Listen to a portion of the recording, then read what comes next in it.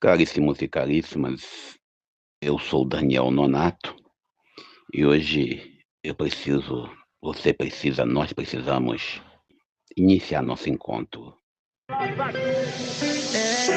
Quando te falarem que você não vai vencer, pode ter certeza que isso tudo é mentira. Deposita fé no poderoso pra tu ver que ele orienta e abençoa a tua vida. Se tiver perdido é só você ligar pra ele. Parece que não, mas ele sempre tá te ouvindo. Tá ouvindo a prece desses maloqueiros? Acredita naquele que sempre te deu a mão, naquele que sempre deu proteção, Senhor.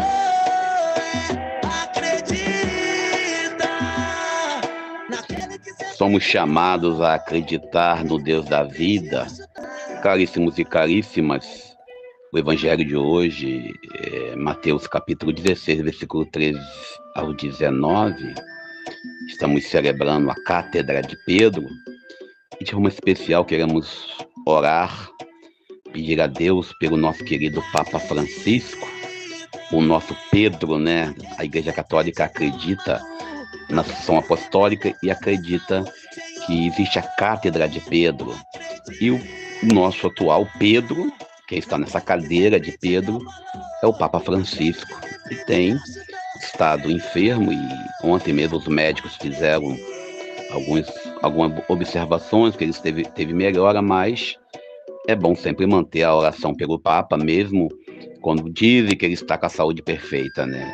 Todas as missas nós oramos pelo Papa Francisco e que nós possamos colocar mais intenções pelo querido Papa Francisco. A gente vai primeiro lembrar que Pablo Marçal, em primeira instância, está proibido de ser candidato. Ou seja, se ele tinha intenção de ser candidato a presidente da República ano que vem, ele já pode deixar para daqui a 8 anos, porque ele foi condenado pelo STR em São Paulo por ter usado, né, abusado do poder econômico.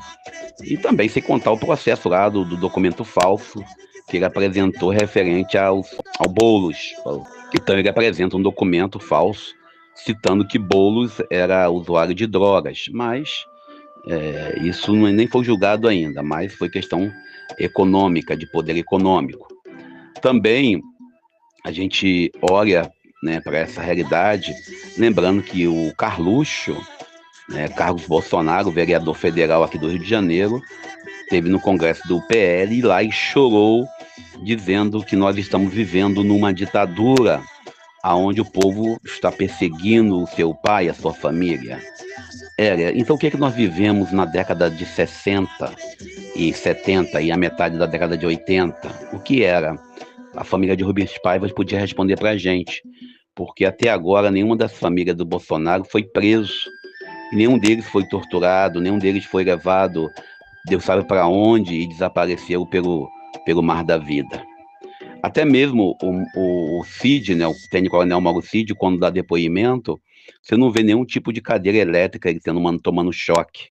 Então você, quando entra nessa fara de comparações, e a comparação idiota, desculpe a palavra é essa, que fazem da década de 60 para a atualidade, eles estão apresentando para a gente essa famosa pseudo-ditadura atual. Interessante. Eles reconhecem, então, que houve uma ditadura no Brasil na década de 60. No momento em que eles comparam historicamente os dois momentos históricos, eles estão dizendo, ó, houve ditadura. Só que eles são tão inteligentes que não percebem essa comparação. Eles são tão inteligentes que eles não percebem, né, no momento atual, a democracia. E que eles quiseram, de um jeito ou de outro, derrubá-la para manter uma ditadura deles. A princípio, nós vimos alguns projetos políticos de Jair Messias Bolsonaro. Existe até uma publicação no Facebook e também no WhatsApp eu recebi, dizendo que o Bolsonaro seria eleito em 2018, depois em 2022, depois em 2026, elegeriam um dos filhos do Bolsonaro, e depois um outro filho, depois desse filho concorreria o outro e o outro, e no final aparecia Projeto Monarquia Bolsonarista. Tudo bem, era um delírio de uma liderança, mas houve esse projeto. Era uma piada? Talvez sim, um deboche? Talvez sim. Mas quem diz, dizia Monsenhor Giuseppe, que é brincando que se diz a verdade. E vamos nós para o Evangelho do dia.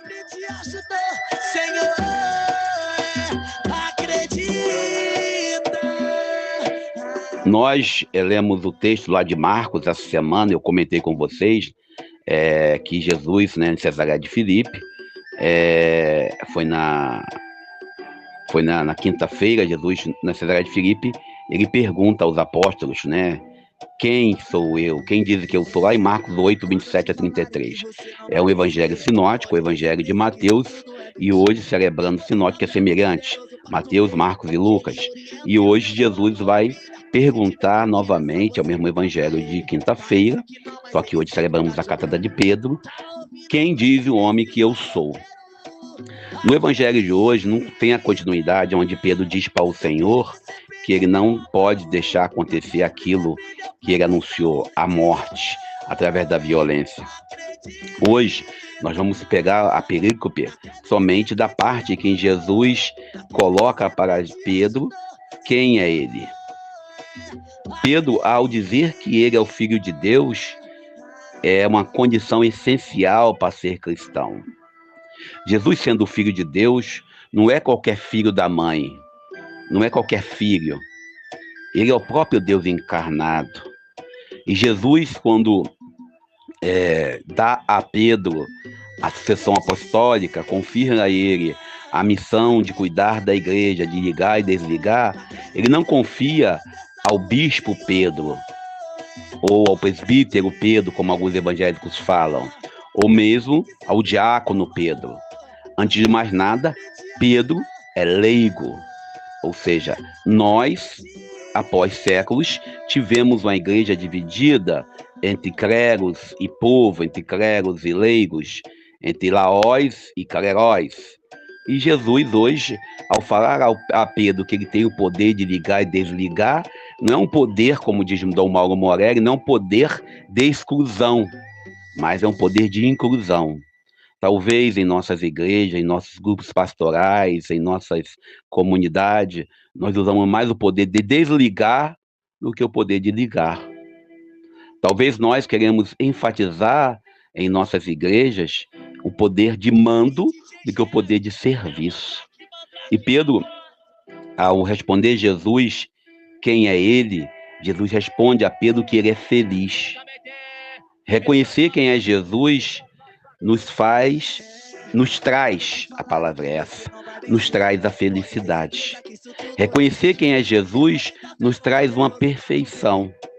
Hoje, a gente preparando nossa fala com vocês, botei para ouvir algumas letras, né? E eu comecei ouvindo Maury com Elvis Presley, depois ouvi com Sinatra, depois ouvi com a versão em português.